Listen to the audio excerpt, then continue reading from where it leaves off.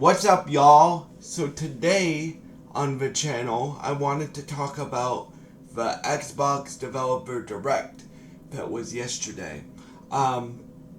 So for me, I go into these things expecting some big stuff, and 3 of the games were already announced. So they did Doom: The Dark Ages, Obscure, Expedition 33. I can't say the rest of the title. I can't pronounce it. I apologize. And they did South of Midnight. And then the surprise game, we'll start off with the surprise game because there was technically 2 surprise games. So they finally announced Ninja Gaiden 4. Now, if you guys are my age, I'm 22 years old, halfway to 23, baby, let's go. But I'm 22 years old, and I remember my parents, shout out to my parents, buying me, like, the original Ninja Gaiden, back on Xbox. Yes, I'm that old. Back on Xbox. I'm not that old, but and I remember playing the crap out of that game. And I am actually one of the guys that really likes Ninja Gaiden 3 because for me, I like a lot of narrative in my games too. I like really good gameplay, but I also like really good narrative, and I think with Ninja Gaiden 3, it was kind of repetitive gameplay, but because you didn't have the weapon flexibility, but really good narrative. So let's get to what they announced. So I'll start off with a thing that's coming in the fall. They announced Ninja Gaiden 4. I was not expecting it. I didn't know. And it's designed by Team Ninja, because everyone's been designed the whole series, and Platinum Games. Now, if you guys don't know who Platinum Games are, they're like the best, like one of the best action focused games. Like they've done games like the Bayonetta games. They've done games like Nier Automata. They've done games like Metal Gear Solid Revengeance. And they've done games like that. And bro, Ninja Gaiden 4 looks sick. Sick as hell. Bro, it looks like, it still looks like Ninja Gaiden, but it looks like Ninja Gaiden with a Platinum type twist, which Platinum makes some of the best gameplay of all time, in my opinion. So yeah. In terms of the story, you play as a new protagonist. Well, you play as 2 characters. You play as Ryu Hayabusa from the previous Ninja Gaiden games, obviously, because he's like the main character. And then, but in Ninja Gaiden 4, it looks like this other protagonist, which I'm not remembering his name right now, is the main character of this game. But you still get to play as Ryu. They didn't really show much story stuff. You just know that him and Ryu are from opposing clans. So, and this is the art style. I mean, it kind of looked like it's set in the future, right? So, like, the guy has kind of like a robot looking helmet on that looks like a ninja helmet, and the gameplay looks amazing. So it shows a bunch of gameplay, and so yeah, that was Ninja Gaiden 4. Very excited for that game. And then they also shadow dropped yesterday Ninja Gaiden 2 Black. So this is like a remake / remaster of Ninja Gaiden 2 on a new engine with 60 FPS capabilities, with I think added content and stuff like that. Now, I remember playing Ninja Gaiden 2, but if you guys know the Ninja Gaiden series, it's really hard. Like, they were From Software. Like, Team Ninja was From Software before From Software even existed. Or before From Software started doing, like, Souls-like games. They were the original guys behind that. So it's challenging. Like, it's rewarding. If you guys have played, like, Black Myth Wukong or Elden Ring, you guys know what to expect. But for this type of game, like, it's just pure action. Like, you gotta time your, like, parries and time your blocks and time your dodges and time your, like, it's really fun. So, and all of these games, y'all, this is the reason why I bought an Xbox. You pay $25 a month, you get them all for free, basically. So, Ninja Gaiden 2 Ninja Gaiden 4 is on Game Pass when it comes out in the fall. Ninja Gaiden Ninja Gaiden 2 Black is on Game Pass right now. You can play it on Game Pass. Or you can buy it on PlayStation for $50. But obviously, since I have an Xbox, I'm playing it on Game Pass because I technically get it for free, right? Because you pay $25 a month and you get all these games for free. And these are only the first 2 games. So now we're going to do South of Midnight. So South of Midnight looks dope. This game has always intrigued me because they don't really do that many games set in the South. Like, and off of Southern lore and stuff like that.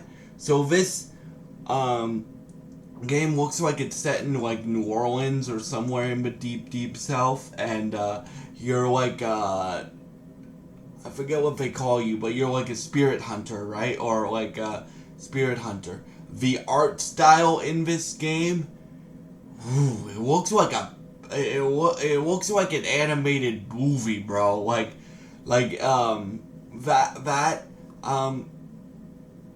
So that game, like, the gameplay looked decent, but then the developers also said, like, their main focus on this game, and it's actually a Canadian studio. Shout out to Compulsion Games. Their main focus in this game is, like, the atmosphere and the story. Which, the gameplay didn't look bad, it just looked like it wasn't the main focus, right?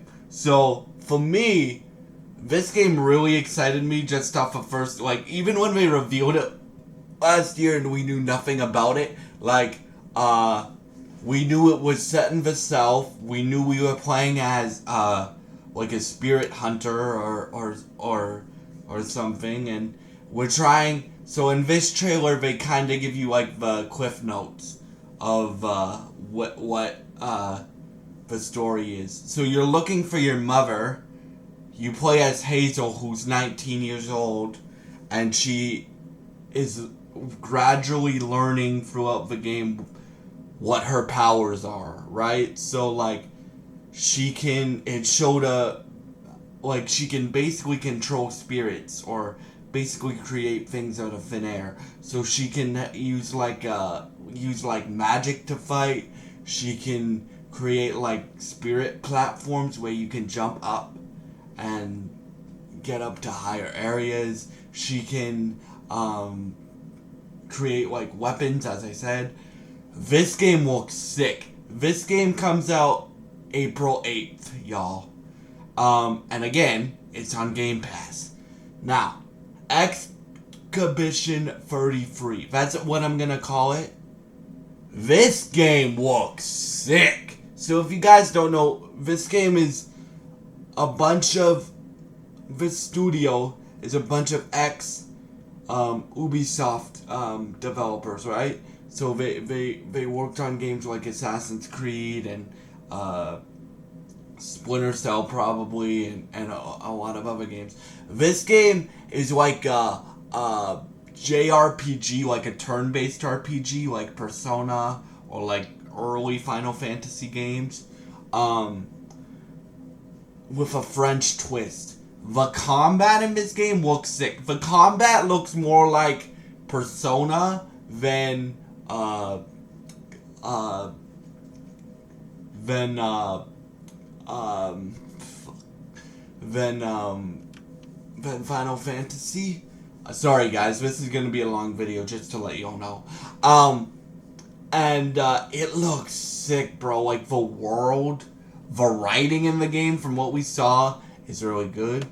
The performances from the voice cast, and I'll get into that in a minute because one of my favorite actors is in this game, and ooh, I could tell it was him immediately. Right? Right? One of my favorite actors is in this game, so the cast of this game, I'm not going to give you the whole cast, but the cast of this game, like I think the two main leads of it are Ben Starr and Charlie Cox. Now, if you don't know who Charlie Cox is, he's the guy that plays Matt Murdock, aka Daredevil, my favorite superhero, in the Marvel Cinematic Universe now. Can't wait for Daredevil Born Again. Bro, this game is, like, it has the talent, it looks really fun, the plot looks really interesting, and this game comes out on April 23rd, I think, or it's either 23rd or 28th, sorry guys. Now, let's talk about Doom: The Dark Ages. This game looks sick. Bruh. Okay, so basically how they're pitching this game is you took Doom 2016 and Doom Eternal and put it into medieval times. But you know how it always likes to expand or deviate somewhat from what their past game was? Like, it still feels like a Doom game. So they said, this game, in Doom 2016, we asked you to shoot things. In Doom Eternal, we asked you to be super acrobatic and run and shoot. In Doom The Dark Ages, we're asking you to stand and fight. And bro, you have a bunch of weapons to do that. Like, you have your shotgun, obviously. That's like essential to a Doom game, in my opinion. You have your shotgun. You have like a shield that you can like block and parry and like deflect and like go like. You have like medieval flails and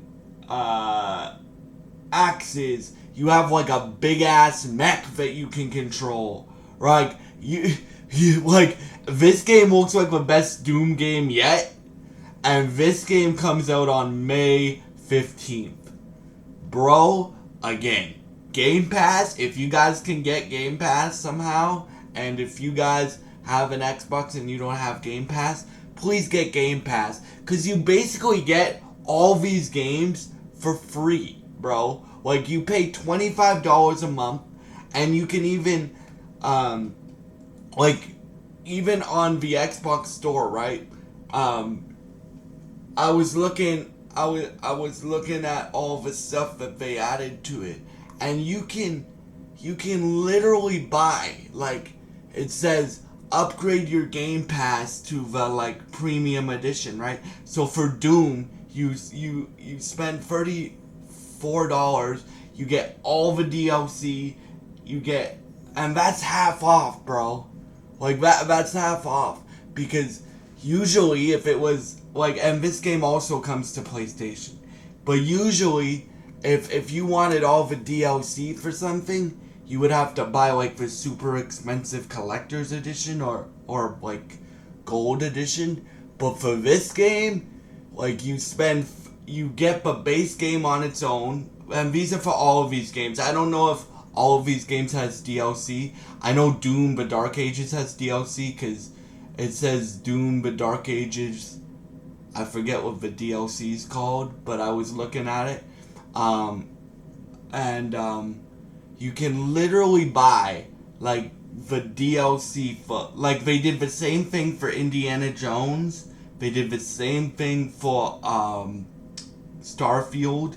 They did the same, they're probably gonna do the same thing for Fable, whenever that comes out. So, yeah, like, this show, y'all, was dope.